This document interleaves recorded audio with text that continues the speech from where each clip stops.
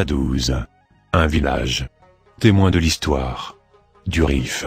Le voyage, ou plutôt l'histoire de ma famille, devrait commencer à Adouze, douar perdu de la côte rifane du Maroc septentrional. Village de pêcheurs dont une partie de la population a émigré dans les années 60 et 70 aux Pays-Bas ou en Belgique, Adouze est l'un des plus anciens centres d'habitation du Rif. Son architecture traditionnelle, ses maisons de pierre et de torchis et le tracé de ses ruelles en font un lieu unique en son genre dans la région. Juché sur des falaises du littoral méditerranéen, à 700 mètres d'altitude, Adouze possède l'une des plus anciennes mosquées du Maroc, construite au XIIe siècle par la dynastie mérinide. Ce douar, qui abrite aujourd'hui la seule maison d'hôte de la zone, appartient aux Isamourans, de la tribu des Bokoya, la seule qui est arrivée, à l'époque de l'anarchie, une période que les Rifins désignent encore sous le joli nom de République, voire encadrée, à contenir les ambitions territoriales de la puissante confédération voisine des Étoiries Israël. La tribu de Mohamed Ben Abdelkrim el-Khattabi, plus connue sous le nom d'Abdelkrim. C'est là, à 40 km de la cité balnéaire d'Al-Hoceima, la ville San Giorgio, des Espagnols qui l'ont baptisé ainsi en hommage à l'un de leurs fameux généraux, que le drame se joua. Si la Harka, les troupes de Bouchta el-Baghdadi, n'avaient pas attaqué Adouze, un matin de 1896, le début de la chronique familiale n'aurait peut-être pas eu un nom féminin. Ma grand-mère, Temunt, prénom que l'administration marocaine a arabisé en Mimouna à l'indépendance en 1956, était une enfant quand la horde envoyée par Fès s'abattit sur la région. Le jeune sultan Moulay Abdelaziz voulait châtier cette difficile tribu dont certains membres pratiquaient la piraterie et la contrebande et prenaient d'assaut les navires européens qui s'approchaient de la côte. Menacé des foudres de l'enfer par les puissances occidentales, le sultan envoya donc son plus féroce caïd. La colonne de Bouchta el-Baghdadi, partie de la capitale du vieil empire chérifien, tambour battant, étendard élevé, traversa monts et vallées, les unes pauvres, les autres misérables, et après une marche forcée de plusieurs jours atteignit Adouze, centre désigné de la piraterie rifane. Comme il était de coutume en ces temps obscurs, des têtes roulèrent, des femmes, des enfants et des vieillards furent massacrés. Le sanctuaire de El Hadj Abou Hassoun, ancien guide spirituel de la région, et ceux qui s'y étaient réfugiés en invoquant la protection divine exécutée. Comme trophée de guerre, El-Baghdadi choisit 200 chefs de famille parmi les Isémourènes, les enchaîna et les expédia à Fès. Temunt dut attendre 2 ans avant de pouvoir embrasser un père, qui venait de vivre une pénible réclusion dans les geôles du sultan. Les récits que ramenèrent les Isémourènes sur les souffrances subies dans les cachots chérifiens marquèrent des générations de Rifins. Des anecdotes devinrent des légendes.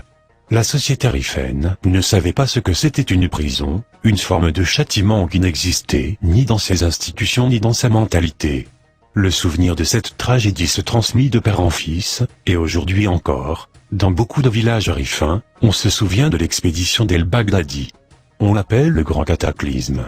C'est peut-être pour cela que lorsqu'en 1931, ma grand-mère, alors infirmière dans le dispensaire espagnol de Beni Boufra, à 10 lieues d'Adouze, apprit la mort du chef de guerre, elle s'efforça, comme d'autres victimes de cette attaque, d'en connaître les détails.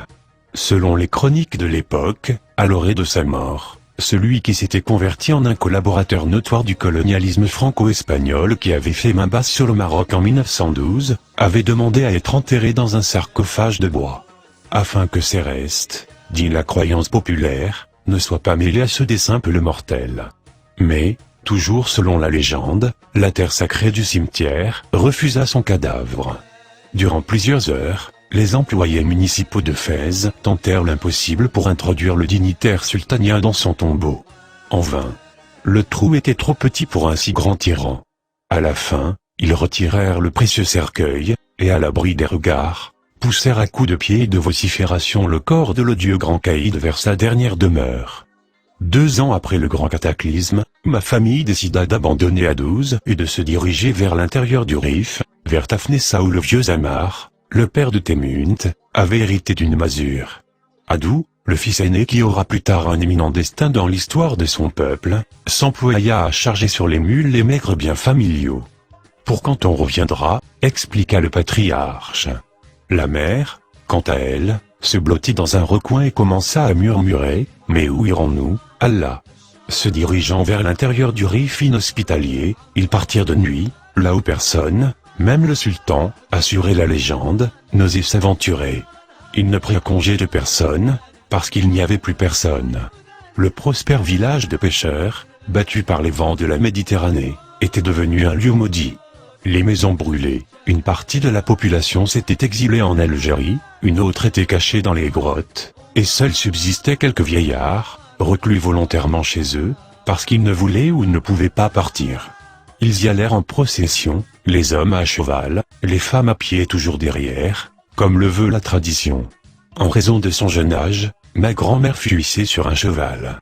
De là, elle pouvait scruter les efforts de sa mère pour éviter de trébucher ou de tomber. Pour la dernière fois de sa vie, elle put contempler la plage de Boumaksoud. Ce fut une longue marche vers l'est, vers Al-Hoceima.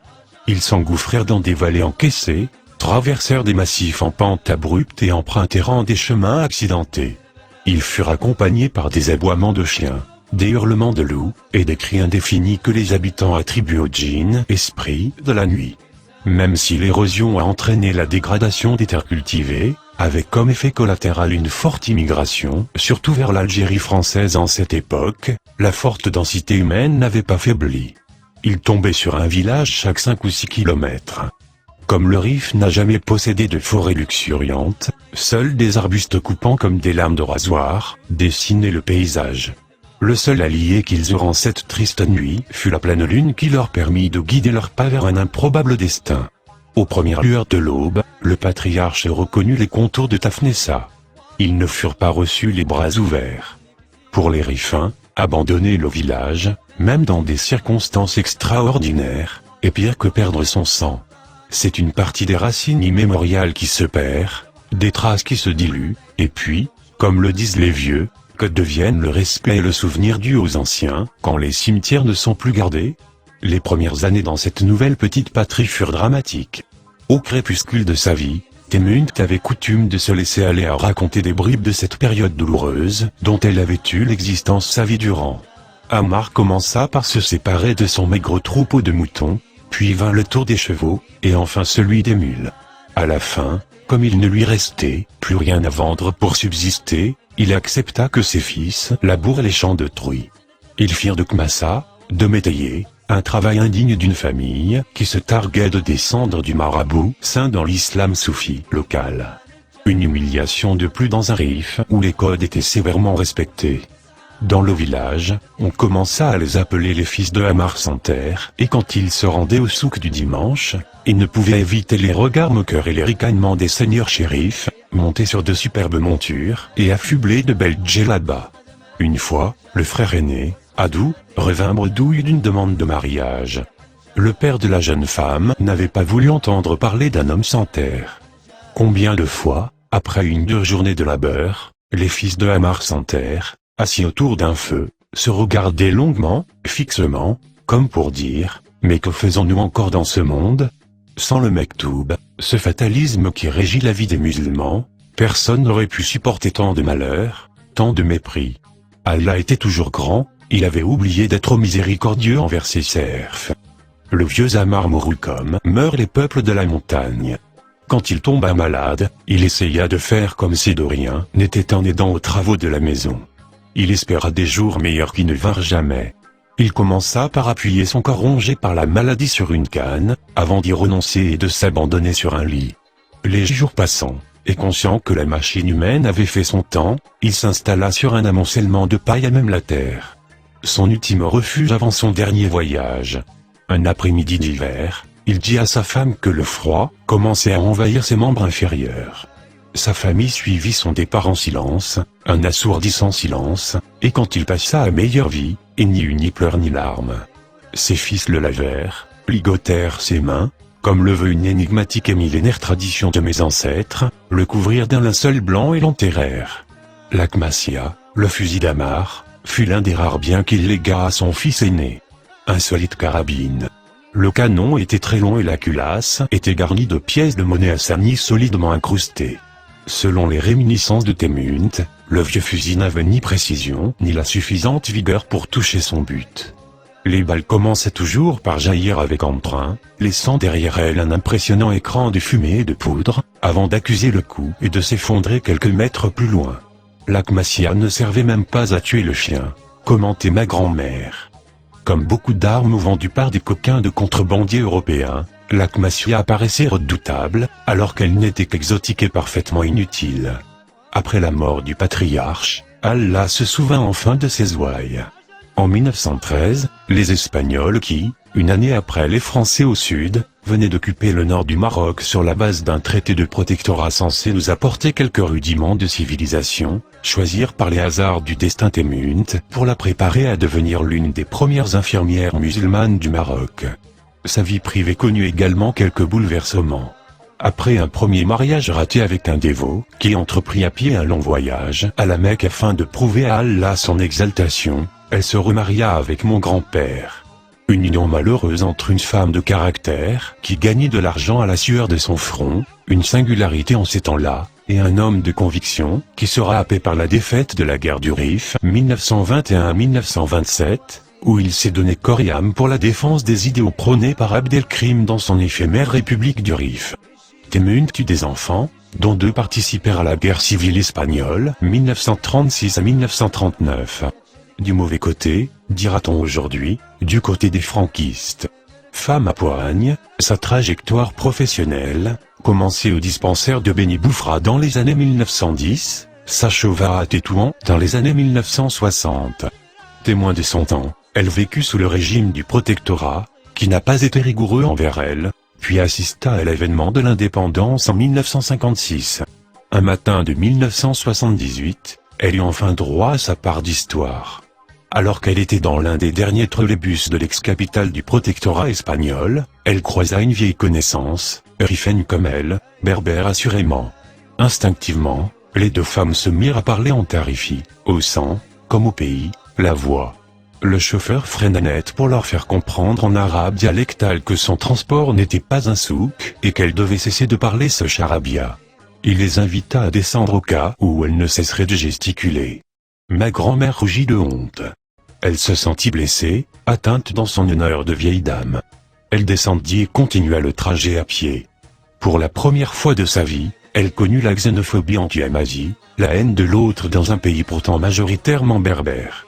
Ça aurait pu être un incident, un acte isolé vite oublié, s'il ne s'était agi de cette femme-là.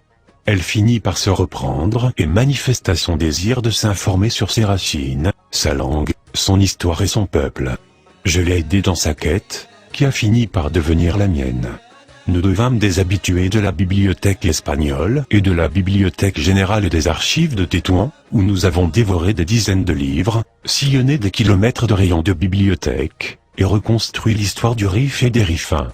Elle redécouvrit, et moi avec, la tragédie d'A12, selon des versions différentes, la glorieuse et terrible guerre du Rif, la sanglante guerre civile espagnole, et l'indépendance du Maroc.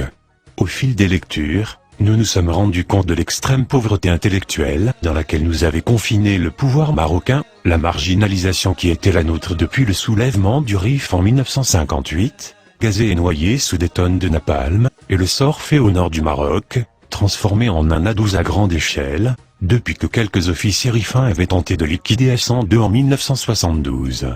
Nous nous rendîmes compte que nous possédions une langue, le tarifi, parlée par des millions de rifains, non reconnus officiellement. Nous avons fait la connaissance de notre culture millénaire, qui était et continue d'être taxée de folklorique. Temünt aurait pu aller loin dans cette quête, si la maladie ne l'avait pas rattrapé. À 90 ans, son corps, comme celui de son père, était arrivé au bout du chemin. Elle n'eut pas le temps, à l'instar d'Amar, de se faire un bout de paille pour le voyage. Elle expira à l'hôpital militaire espagnol de Tétouan. Dans le silence, toujours ce silence, et loin d'A12.